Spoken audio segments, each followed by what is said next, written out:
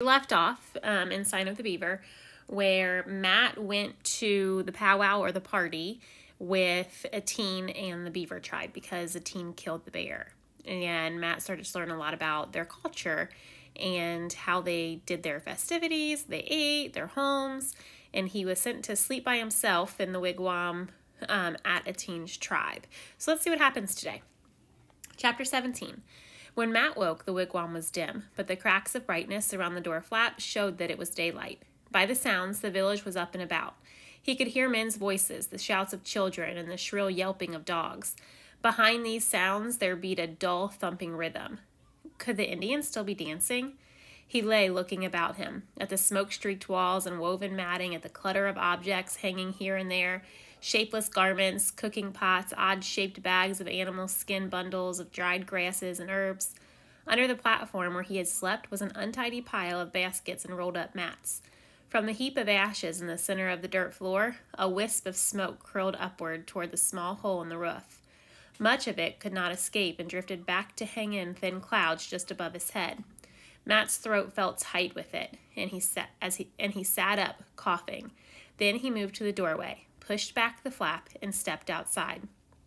As though they had been waiting, children came scuffling about him, their bright eyes curious. Most of them were naked as little frogs. "Quoi," he said uncertainly, sending them into a chorus of giggles. Matt was relieved to see a teen approaching. "You sleep long time," a teen greeted him. "Too much bear, reckon?" Matt smiled shamefacedly. He still found it hard to take a teen's sober teasing. Over the heads of the children, he looked about the village. Last night, in the darkness and firelight, it had appeared mysterious and awesome. Now, under the strong sunlight, he saw that it was shabby and cluttered. There were a few bark cabins. For the most part, the wigwams were ramshackle and flimsy. On every side, from racks of untrimmed branches, hung rows of drying fish. Scattered heaps of clamshells and animal bones littered the ground. The Indians themselves had discarded the splendor of the night before. Some of them, like a teen, wore only a breechcloth. Others, faded cloth trousers and ragged blankets. The woman had replaced their bright finery with skirts and vest and dingy blue cotton. Now he could see what was making that rhythmic thumping. 2 women were pounding corn in a huge mortar made from a tree trunk, their arms alternately rising and falling. Others nearby were grinding in smaller mortars of hollowed stones. They sat close together, jabbering like blue jays, but their chatter did not for an instant interfere with the steady rhythm of their bare arms. In front of another wigwam, 2 women were weaving baskets of rushes. As Matt and a teen passed them, they looked up with shy smiles. All the women, Matt noticed, were hard at work. A very few old men sat smoking in front of the wigwams, and a group of boys squatted in a circle playing at some sort of game. "Where are the men?" he asked. "Gone," a teen said. "Before sunup. My grandfather lead hunt for deer." He had brought a hunk of cornbread for each of them, and munching it, they walked through the village back to the canoe. Matt kept hanging back, looking all about him at the village. He wanted to stay longer. There were 100 questions he longed to ask, but a teen seemed impatient. His genial mood of the night before had vanished. Without wasting emotion, he pushed the canoe into the water. A taggle of children had followed them and not stood on the bank, laughing and waving as they moved out into the river. Matt tried to find a reason for a teen's silence. "If it hadn't been for me," he asked, "would you have gone on the deer hunt with the men?" A teen did not like the question. "Not take me," he admitted finally. "I not have gun." "You're a good shot with a bow and arrow." A teen scowled. "That old way," he said. "Good for children. Indian hunt now with white man's gun." "Someday my grandfather buy me gun. Need many beaver skins. Beaver not so many now." "I know guns cost a lot," Matt said. "I'll have to wait a good while for another one myself." A teen had long since heard the story of Ben's visit. "White man can buy with money," a teen said. "Indian not have money. One time, plenty wampum. Now wampum no good for gun." There was bitterness in a teen's voice. Matt understood now why a teen had defended the beaver dam so fiercely. Was it true that beaver were getting scarce? Matt thought of the village they had just left. How very poor it seemed. How few possessions the Indians could boast.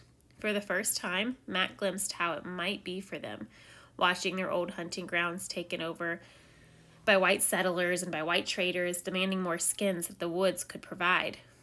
As they set off through the forest, he tried to think of a way to lift Eteen's gloom. "That was a mighty fine feast," he said, "and I was glad to see where you live. I'd like to go there again someday." Eteen's scowl only deepened. "My grandmother not want you come to feast," he said finally. "My grandfather say you must. She say you not sleep in her house." "Oh," said Matt lamely. His own pleasure suddenly dimmed. So many things were suddenly clear to him. Why he had been left alone to sleep in the empty wigwam. Why Eteen had hurried him away so abruptly this morning. Eteen had been caught in a family argument and was annoyed about it. "My grandmother hate all white men," Eteen said. When Matt could find nothing to answer, Eteen went on. "White men kill my mother. She go out with 2 squaw to find bark for make basket. White man come through woods and shoot with gun. My mother do them no harm. We no longer at war with white men. Just same they kill for get scalp. White men get money for Indian scalp, even scalp of children." Matt's indignant protest never got past his throat. He remembered that it was true, or had been a long time ago.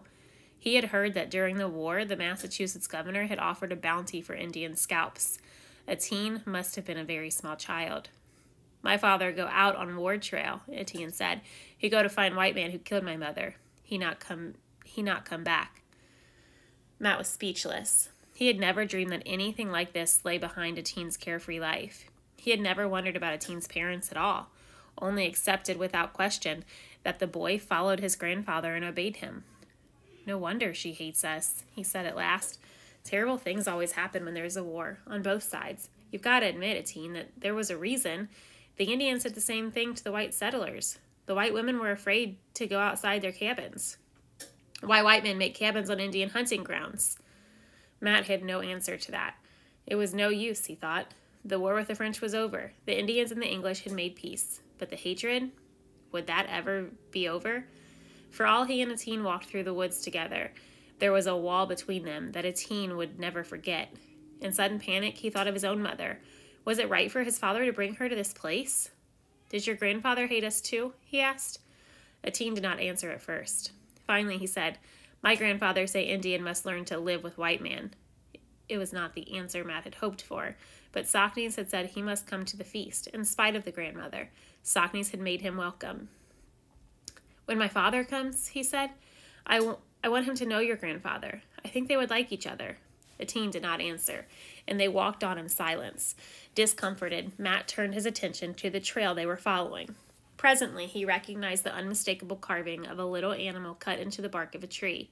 But when he turned to Eteen to boast of his recognition, he was silenced by the darkness in Eteen's eyes. Instead, without speaking, he studied the signs they passed. He marked fallen trees pointing along the path, small piles of stones, and wherever the trail seemed to vanish. He discovered on a tree the sign of the Beaver.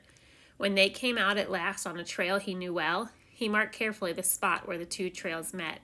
Why, he thought in sudden excitement, I could actually find my way back to the village. I'm sure I could. But he did not share his thoughts with Eteen. He knew that unless Eteen took him there, he could never go to that village again. Socknes had only invited him to the feast out of kindness, or perhaps out of fairness for his small share in the killing of the bear. Would he ever be given another chance?